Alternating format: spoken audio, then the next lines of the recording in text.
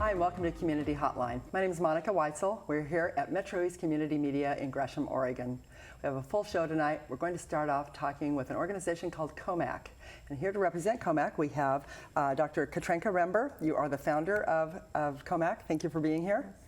And we have Josh Hackenjos, and you are a recipient of the services of Komak. Correct, yeah. Nice to have you here, Josh. Thank you. Katrinka, maybe you could start out telling us a little bit, if you don't mind, about why you founded this organization and exactly what you do. Because with the name, you can't tell. Can't tell what that is. So I'm not the only founder. Okay. There was 4 initial founders. Okay. And this was really founded in memory of my previous partner, Hamid Marifi. And we were engaged. Life was going well. And at the age of 39, he developed terminal cancer. Our life kind of fell apart treating that, and 11 months later I was diagnosed with cancer. So when he got ill I could take care of things, but when we were both ill I couldn't take care of things any longer. So we were really fortunate. We had friends and family that stepped in and took care of everything from paying bills to cooking, gardening, grocery shopping, everything. And when we were going through cancer treatment, it just really became clear that people that were poor, they had their treatment paid for and taken care of. Mm-hmm. And people who are rich, it didn't impact them as much financially, those sorts of things. But it was the people that went to work every day, that worked hard, that had families, middle income, insured. They were the ones that were talking about getting money to buy for their anti-nausea medicine or So to buy groceries or bills and stuff like that. Yeah. And so Hamid really wanted there to be an organization that would help take care of people like us that were low, middle income working people, that fell through the cracks because not everybody had family and friends that could step in and do what our families did. So, and then our other 2 friends, Nazi and Merle Greenstein, are the other founders, and Merle went to town working and getting this organization set up legally and that sort of thing. And Nazi and Hamid got the name. And tell me about the name, Komak. The name is a Persian word, Komak, and it means to help. Perfect. And so we got our license from the state of Oregon in December of '06. And then on Valentine's Day of '07, Hamid died. So he got to see this come of fruition, but he didn't get to see anybody help. But he was very proud of it, and we were very happy to have this come about when it did. You know, and that's his legacy. Yes. Yeah, that's his legacy, Yes. and that's a beautiful thing. It really is. Yes. You know, not everybody has that to leave behind, and That's right. so now you're helping countless people. I mean, how many people have you helped through the years? Do you have any idea? We started helping people in '07, a few that first year, and we've helped 124 families in the Portland area get through this process. Wow. Now, Josh, you were one of those That's who's been correct. helped. Yeah. She mentioned the process. What is the process? Well, for us, I guess first was getting to the point where I was willing to be a recipient of any help, because that's always a difficult hard. thing when you're working hard and your instinct is to say, "Oh, I'll take care of it. I'll figure this out. Don't worry this about it." This was you that had cancer. That's correct. Right? Yeah. And it seems to me, at least in my experience, that it's often harder for men to ask for help because they feel like they have to be, traditionally I was a provider, or I think harder for men sometimes to get around to getting checked out. In my case, it was testicular cancer, and I think in my case I was fortunate that in as much as a lot of men wait and wait and wait before they get to that diagnosis stage, and then things can be much worse. And then additionally waiting to actually get around to deciding what the next step should be, right? Yeah. Because as men, we can sometimes be procrastinators. And so I had a lot of great support around me, and my wife Christina was able to make the connection with Komak through her family and their experiences with Dr. Rember, and make this presentation to say, hey, we're going to find ourselves in a position where our daily, weekly, monthly household needs and just life is going to be put on pause to a certain extent. because as much as I think I may be able to hit the ground running, there's going to be an extent to which I'm going to be laid up for a while. Well, you weren't able to work for. Correct. Yeah. I don't know how long that was.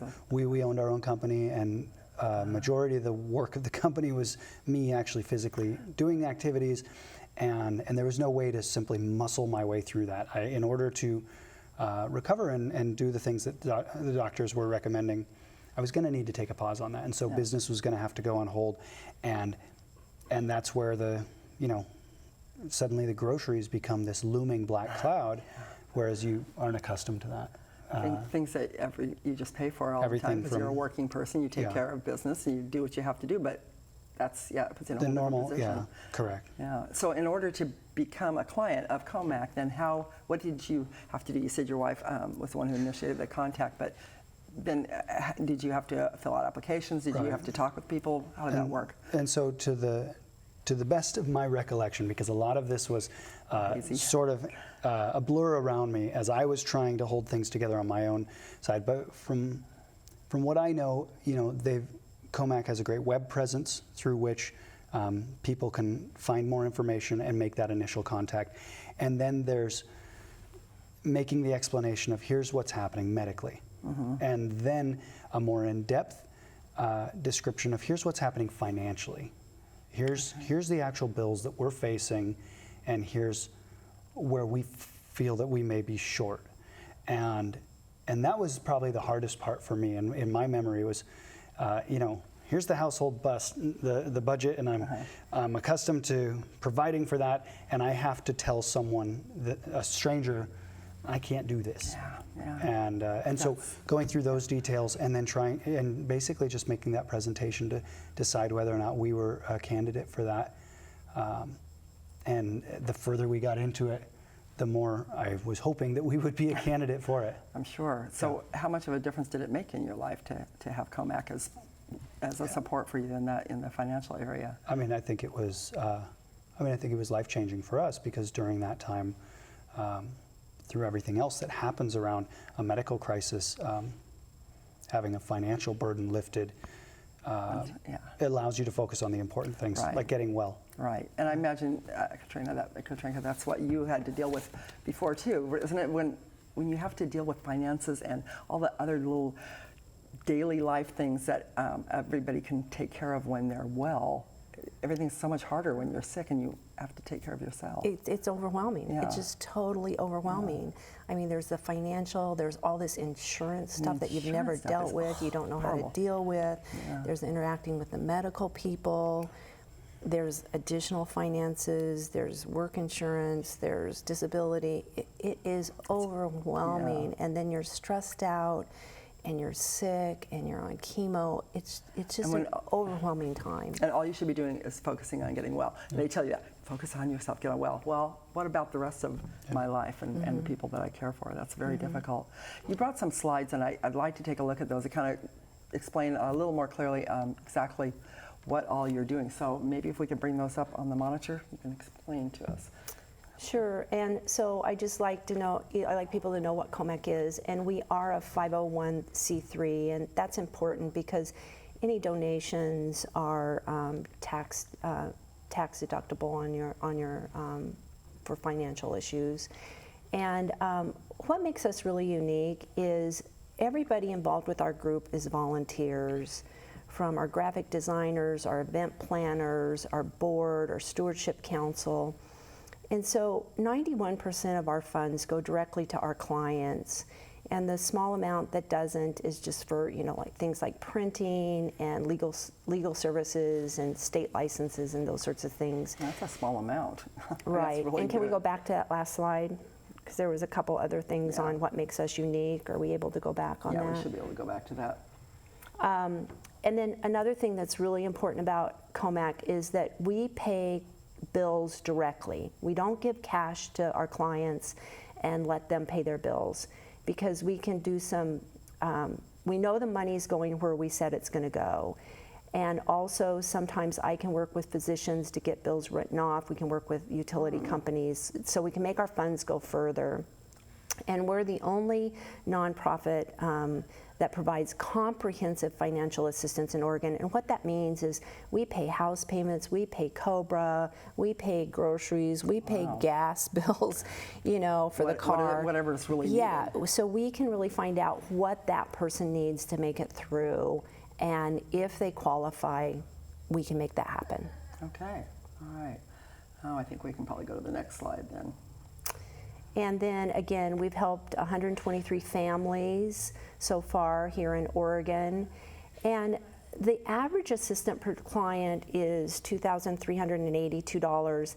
That's a lot of money per person, but this is people that we really go in and make a save. These are people that are not going to make it. They're going to lose their house. Something bad's going to happen if we do not help them. And so I feel like we really do get a big bang for our buck. And we do not help people that we cannot make a significant difference in their lives. That's great. Okay. And so our sources of funding is we have sponsorships with local and national businesses. We get a lot of our money from grants. We have a lot of individual donors in the Portland area. Some of them are ongoing donors to our organization. We have fundraising events throughout the year. And then a lot of our donations are in memory of somebody or in honor of somebody. Which is a really good idea for people who lost somebody to cancer. Yes. And we note that on our site, and it's just a way that people can do something and feel good about the people that they can pay it forward type thing. A lot of times people want to do something and they don't know how to do it. You know, after somebody has been lost. So yeah, that's a good way to do it. Okay.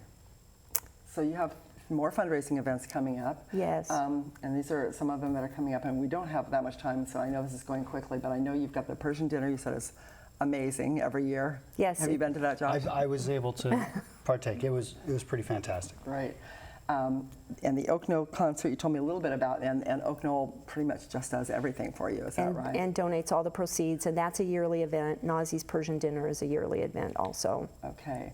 Wine marathon to be announced, but the Wine, Dine, and Dart, I don't know if we have any other slides or not. But no, that's it. The Wine, Dine, and Dart, tell us a little bit about that, because that sounds like it's going to be fun. So we only do gala events every few years, and that will be our gala event. It's coming up in September of actually 16. Just a long ways away, however. And it's a formal dinner, wine, and the deal is everybody leaves with a gift. And so your number's called or your color's called, and people dart for the gift that they want. So that's the dart part of it. And so right now we are really asking for donations of either art objects or experiences. And experiences that we've got so far are like a winemaker is going to have people do wine for the day. Okay. A chocolatier is going to teach people how to do chocolates, make chocolates for a day. It can be culinary arts, it could be musical arts, it could be any kind of fine arts, any kind of art. Experiences. That's great. Yes, and so we're looking for donations for that at this point in time. Great. So people, if there's budding filmmakers out there who want to, share their experience or have somebody, be part of an experience, then they can contact you. So the website's the best place to get a hold of you for most things, correct? Right. But for this one, if people have donations to make, then they can go ahead and call the number that we'll show at the end of the show. Yes. Correct? Okay, good. We're just about out of time. Tell me, what else have we not touched on that you want people to know about Komak? I like people to know that if they shop through Amazon, they can go to Amazon Smile, amazonsmile.com, and a percentage of all of the shopping and money that they spend will be donated to Komak. Oh, that's great. Okay, good. And Josh, what about you? I assume that you would encourage people to donate to. Absolutely, yeah. And we've been able to attend the Persian Dinner, which was great, and try to find other ways to get involved. Because this is something that was really powerful for our family, and made a difference. Yeah, we'd love to be involved in making that same difference for other people. Good. Well, cancer is one thing that touches just about everybody's family at one time or another. So thank you very much, both of you, for being on today. Thank you for inviting us. Thanks for watching this first segment of Community Hotline. As you know, cancer does touch just about everybody at one time or another. If you have somebody that you've lost, or if you have somebody in your family that has cancer, or even if you don't, this is a great organization to donate to support. And so keep an eye out for them. Check out their website. It's Komak. Don't go away. We'll be right back with more of Community Hotline.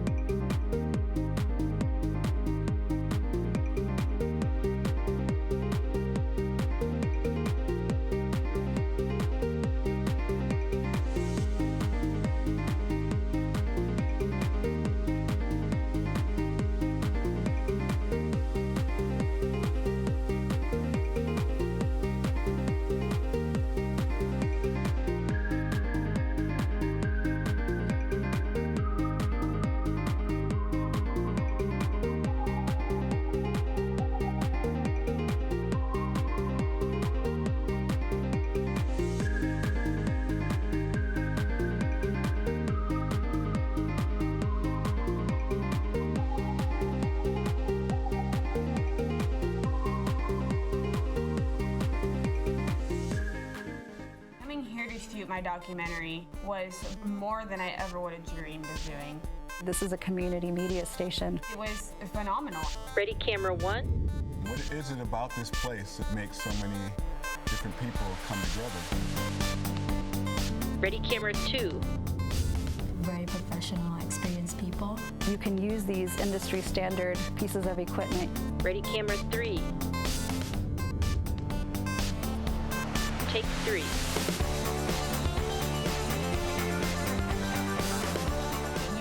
To be rich to do this.